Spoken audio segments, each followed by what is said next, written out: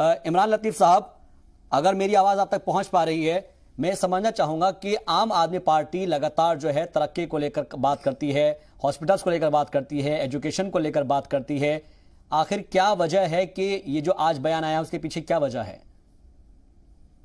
बस भाई, आम आदमी पार्टी सही बात है कि तरक्की की बात करती है, देश को आगे ले जाने की बात करती है, देश को मजबूत करने की बात करती है। और उसी में एक और कदम ये है कि अगर कर्म के साथ साथ अगर भगवान का आशीर्वाद भी जुड़ जाए तो निश्चित रूप से सफलता मिलनी जो है वो बिल्कुल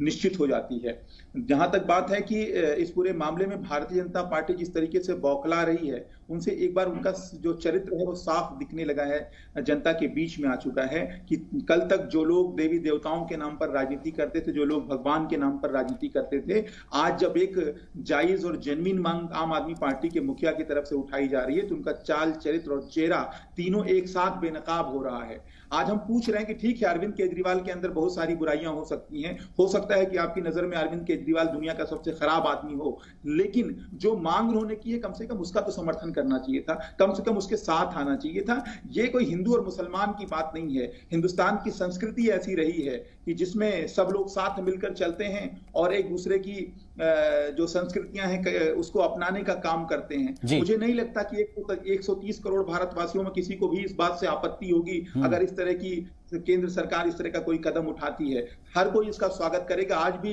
हिंदुस्तान के अंदर जब लोग अपनी कोई छोटी या बड़ी दुकान खोलते हैं, जब बड़ा से बड़ा कोई कारोबार शुरू करते हैं, कोई भी अच्छा काम करने जाते हैं तो वो माता लक्ष्मी और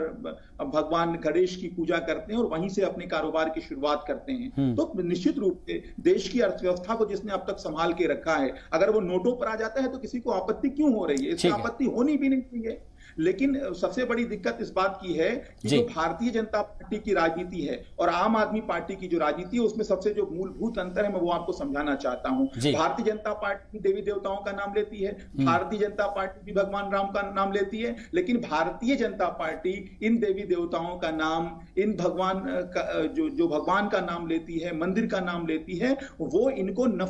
इनके जरिए नफरत फैलाने का काम करती है समाज के अंदर, समाज को तोड़ने का काम करती है, देश को तोड़ने का काम करती है। जबकि आम आदमी पार्टी इन देवी देवताओं के माध्यम से, भगवान के माध्यम से, उनकी शक्तियों के माध्यम से देश को जोड़ने का काम करती है, देश को तरक्की के रास्ते पर ले जाने का काम करती है, देश को एकजुट करने का काम करती है। ये सबसे बेसिक डिफरेंस आम आदमी पार्टी की राजनीति है और भारतीय जनता पार्टी की राजनीति है। तो हम लोग यही कह रहे हैं कि अगर देश की अर्थव्यवस्था को कर्म के साथ साथ अगर हम उसको भगवान के सुपुर्द कर देते हैं, माता लक्ष्मी के सुपुर्द कर देते हैं,